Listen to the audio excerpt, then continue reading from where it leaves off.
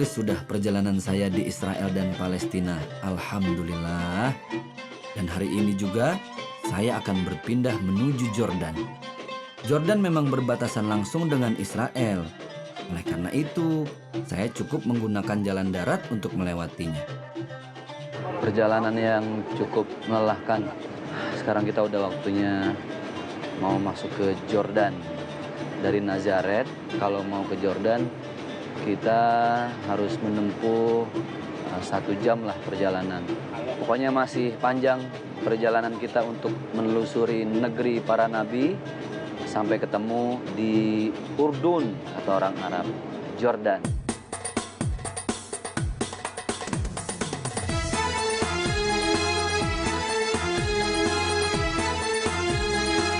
Jordania atau Al-Mamlakah Al-Urduniyah Al-Hashimiyah. Negara ini berbatasan dengan negara Arab Saudi, Irak, Suriah, dan Israel. Lebih dari separuh Yordania diliputi oleh gurun Arab. Yordania didirikan pada tahun 1921 dan diakui oleh Liga Bangsa-Bangsa sebagai sebuah negara di bawah mandat Britania pada tahun 1922 yang dikenal sebagai Emirat Transjordania. Pada tahun 1946, Jordan bergabung dengan Perserikatan Bangsa-Bangsa sebagai negara merdeka yang secara resmi dikenal sebagai Al-Mamlakah Al-Urduniyah Al-Hashimiyah atau Kerajaan Hashimiyah Jordania.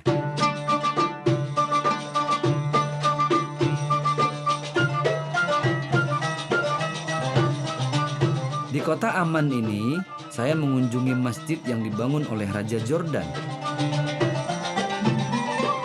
Letaknya tepat di tengah kota dan setiap harinya banyak dikunjungi oleh para jamaah yang ingin menunaikan ibadah sholat ataupun turis-turis asing yang ingin mengagumi arsitekturnya.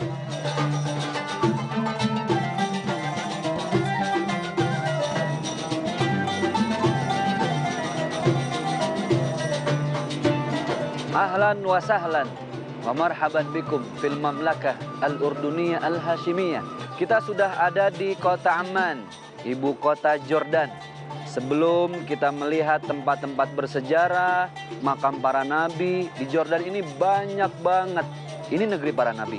Nah, sebelum itu kita sekarang mau telusuri dulu Masjid King Abdullah. Nanti sebelum kita ke masjid, kita akan lihat dulu replika masjid-masjid besar yang ada di seluruh dunia ini.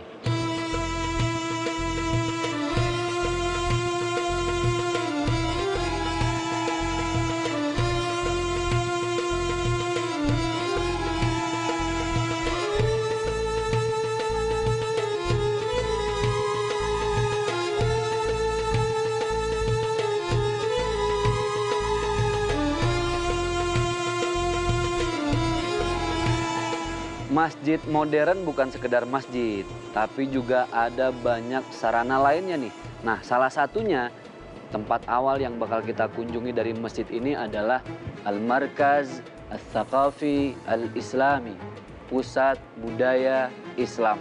Seperti yang tadi saya bilang di awal, di sini banyak banget replika masjid-masjid besar dari seluruh dunia. Masjidil Haram, Masjidil Aqsa, dan masjid-masjid lainnya. Yaudah, biar nggak penasaran seperti apa bentuknya, yuk kita langsung lihat.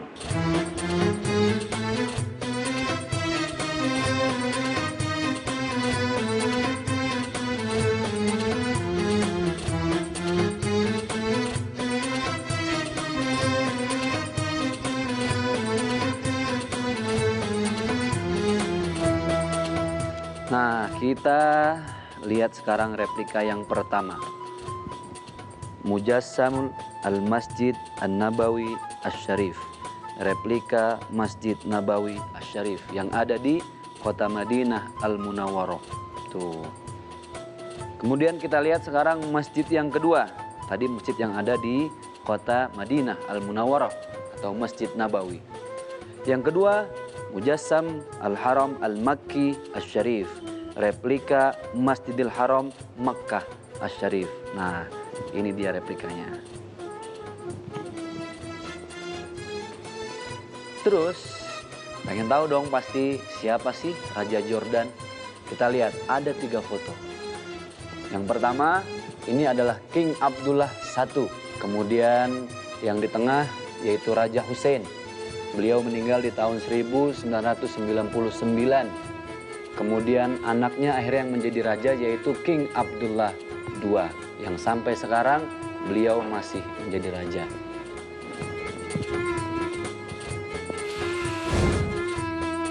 Masih banyak lagi replika-replika masjid di sini.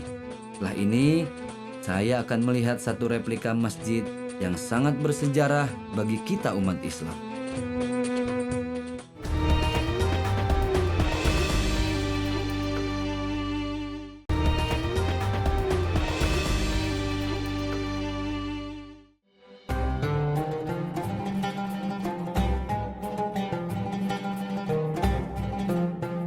Nah, inilah replika dari Dome of the Rock yang ada di kompleks Masjidil Aqsa dan pernah menjadi kiblat umat muslim di seluruh dunia. Nah, kalau mungkin selama ini kita ngelihat di kalender hanya berwarna kuning, terus dalamnya seperti apa belum pernah lihat. Nah, ini ada replikanya. Ini ada kubah kuning, dia melapisi kubah yang sudah ada sebelumnya. Dan ini informasi yang menarik bahwa ternyata yang membuat kubah emas untuk Dome of the Rock itu adalah Raja Hussein. Karena memang kompleks Masjidil Aqsa awalnya ada di bawah kekuasaan Jordan. Dan sebelumnya, sebelum ada negara Jordan, Masjidil Aqsa ini di bawah kekuasaan Bani Hashimiyah. Jadi Raja Hussein dialah yang membangun kubah berwarna emas ini.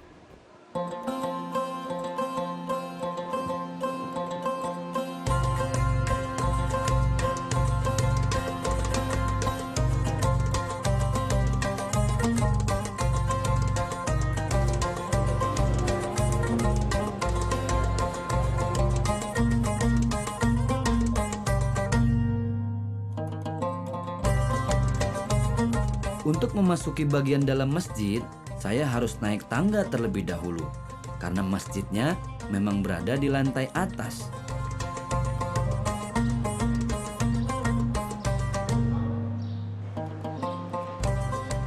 Wah, udah puas dong tadi ya.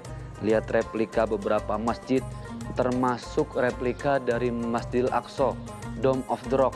Yang selama ini kita cuma lihat warna kuning emasnya. Wah, ini sampai batu mi'rajnya pun kelihatan. Subhanallah, itulah tadi pusat budaya yang ada di Masjid King Abdullah I. Sekarang saatnya nih kita lihat interior masjidnya seperti apa.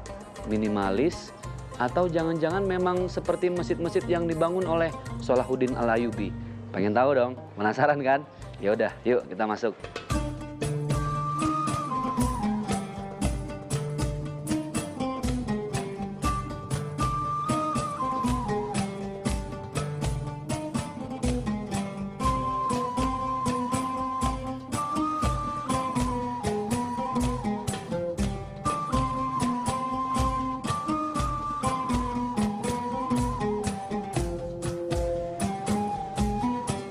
Wah, ternyata konsepnya belum minimalis seperti masjid yang kita lihat di Masjid Ja'far bin Abi Thalib. Itu kan minimalis tuh, nggak terlalu banyak ornamen. Udah gitu AC-nya kan, berbaris. Nah, ini konsepnya lebih kepada mirip dengan masjid-masjid yang dibangun di masa Ottoman, kerajaan Turki. Kalau kita ingat-ingat, waktu di Mesir, di Qal'ah Salahuddin Al-Ayyubi atau di Benteng Salahuddin, Masjid Muhammad Ali sama bentuknya seperti ini. Terus kalau di Turki, wah, di Turki sih saya belum pernah, cuman lihat di gambar doang. Itu Masjid Hagia Sophia sama Masjid Blue Mosque, itu juga lampunya seperti ini masjidnya. Jadi mungkin ini mengadopsi arsitektur dan ornamen dari masa Ottoman.